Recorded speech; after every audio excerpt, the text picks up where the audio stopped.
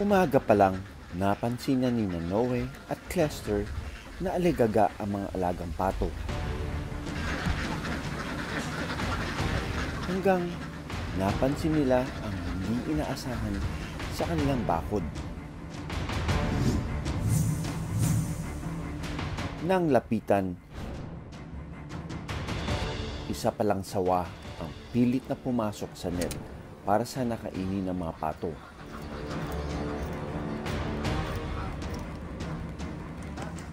Sa kasamaang palad, na-trap ito sa net. Pero imbis na katakutan ni Noe at Clester ang sawa, may nakita po akong nakapulipot na sawa na po. Nagpatulong po ako agad kay Kuya Noe. hindi sila nagdalawang isip na tulungan ang kaawa-awang sawa. Sa videong pinadala sa akin, nasa kritikal na kondisyon ng ahas.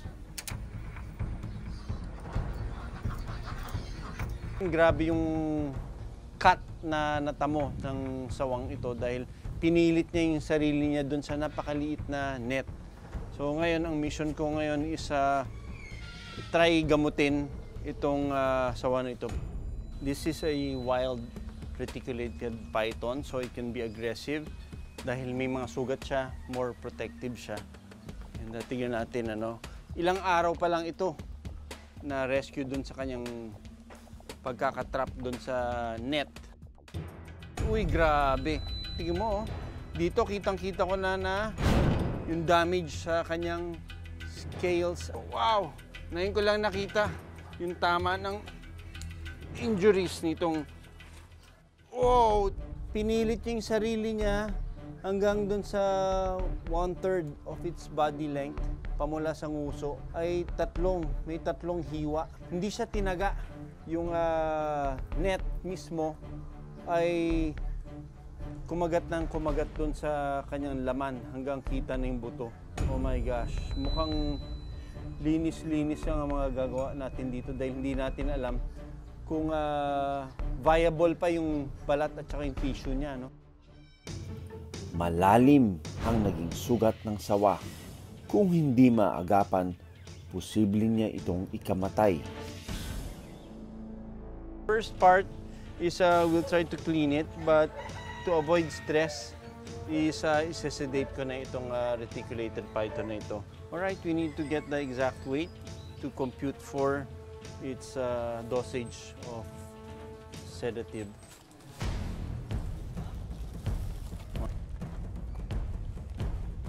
Nasa mga 4.9 kilos, almost 5 kilos itong reticulated python na ito. So, we're gonna clean this wound area. What happens kung hindi na natin mapagdikit yung mga laman niya at saka yung balat?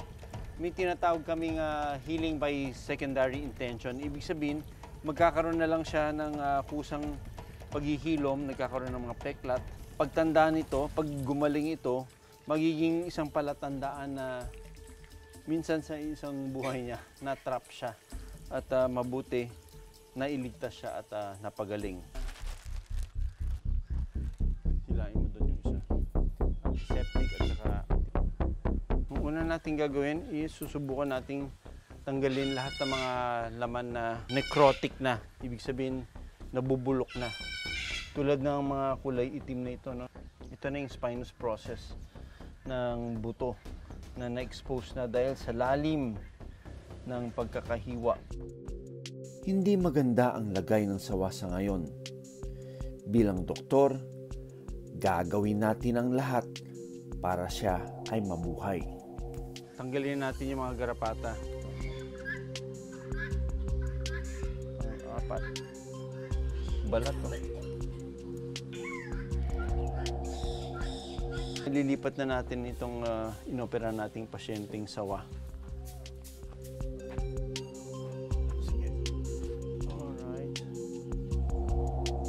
Pagka gumaling na ito, ay isasabay natin ito sa mga release ng DNR. Sa wild, Kilala ang mga sawa na hunter o agresibo sa paghahanap ng pagkain. Kaya din nila mabuhay sa wild ng mahigit 20 taon. Kung mawala nga daw ang lahi ng malalaking ahas gaya ng sawa, maaaring dumami ang mga peste gaya ng daga. Hindi na nga kaaway ang tingin ng ilan sa mga sawa. Hindi lang sa Laguna may concerned citizen na nag-rescue ng sawa. Sa Baguio City, ganito din ang sitwasyon. So, pupuntahan natin isa sa mga volunteers who helps the DNR when it comes to reptiles. Hello. Hi, Keith. Hello, Nico. Okay, Wala pang rescue center sa Baguio City. Kaya, sa Northern Exotics and Wildlife Troopers muna ito binigay para magamot. Grupo sila ng veterinary students na tumutulong sa pag-rescue ng wildlife gaya ng ahas sa Baguio. Anong history nito, Mark, nung tinurn over sa inyo? Naka lang po siya sa Naka-net? Medyo box lang po. Yung nalagyan. May rin po, parang signs of nakatali po yung bibig. Nang aking suriin, hindi maganda ang lagay nito. Hindi ibig sabihin na hindi siya nagsustrike or nagsustruggle, hindi siya wild. Kasi minsan, dahil nga malamig ang panahon, mas hindi sila ganun ka-active. Parang meron ngang trauma sa kanyang nguso. This will prevent it also from wanting to eat, especially in captivity. And sad to say, with the condition of its snout, it will take a few weeks. Nakita ko rin na may nana sa loob ng kanyang bibig.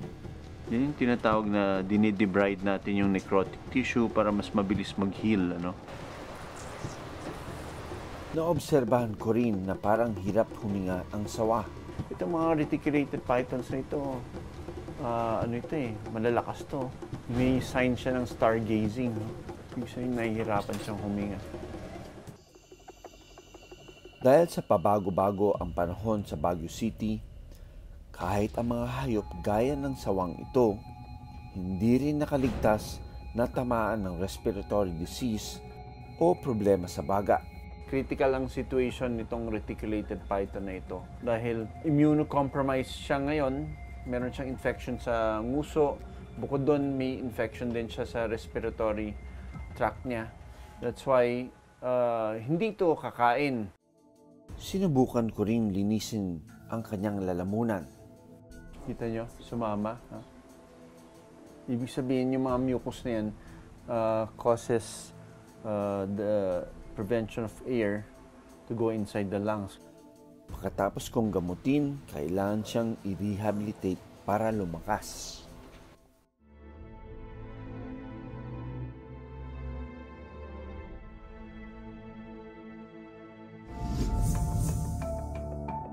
Madalas kinatatakutan ang sawa dahil sa kanilang laki. Kaya hindi maiwasan na sila ay saktan.